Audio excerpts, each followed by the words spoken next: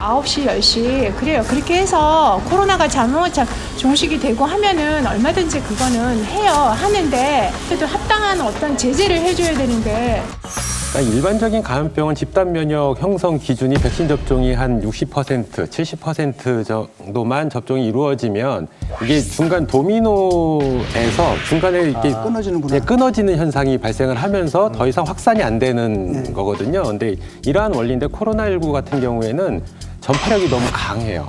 그러다 보니까 이 다리 하나가 끊어진 거를 넘어갈 수가 있다라는 얘기죠.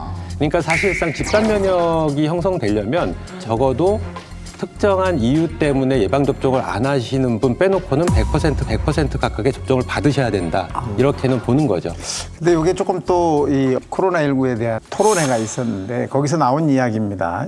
이게 집단 면역이라는 이론이 1970년대에 형성된 이론이에요. 그래서 이 이론의 백그라운드로는 일단 병원체가 진화하지 않아야 돼요. 자꾸 변화를 하지 않고 똑같은 병원체여야 되고 사람만 감염이 돼야 되고 또 집단에서 면역력이 균등하게 다 같이 뭐 몇 퍼센트 그런 게 거의 비슷하게 같이 있어야 되는 거예요. 근데 지금 이 코로나19는 델타 변이라는 게 생기면서 엄청난 변화, 진화를 하고 있고 두 번째는 동물도 지금 감염된 사례를 지금 다 보셨잖아요. 사람만 감염되는 게 아니에요. 그러다 보니까 1970년대 형성됐던 이 집단 면역 이론은 이제 이 코로나19에는 전혀 맞지 않는 이론이에요. 그래서 70%가 백신을 하더라도 이 상황을 집단 면역으로 해서 더 이상 감염이 되지 않을 거라는 생각은 하면 안 된다는 거죠. 근데 왜 정부에서는 계속 그렇게 어떻게 보면 현재까지는 11월 달이면 10월이면 집단 면역이 이루어져서 우리가 이 코로나 터널에서 대통령도 터널의 끝이 보인다 이런 말씀을 하셨고 희망 고문인 거. 네, 계속 뭐 정리될 거다 얘기를 하셨잖아요. 네. 그럼 그게 아닌 거네요.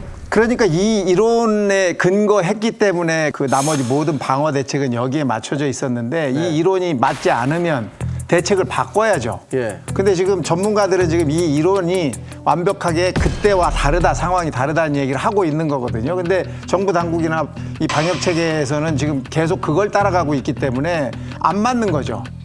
우리나라만 방역이 되면, 우리나라만 집단 면역이 되면 다른 나라는 다 똑같은가요? 지금도 우리나라에서는 계속 외국에서 오는 사람들을 받아들이고 있지만 똑같이 그거 받아들이는 게 계속 되는 한은 변이가 생긴 것이 또 오고 또 오고 또 오고 할 수 있고 그런 상황이 될 수 있기 때문에 정책을 하는 사람들이 지금 이런 이론이 조금 맞지 않는다라고 생각이 됐을 때는 또 다른 어너더 다른 방식을 찾아놔야 된다는 거죠. 그걸 국민들한테도 설득시킬 필요가 있고 알릴 필요가 있는 거예요. 근데 전혀 그런 게 없는 거죠.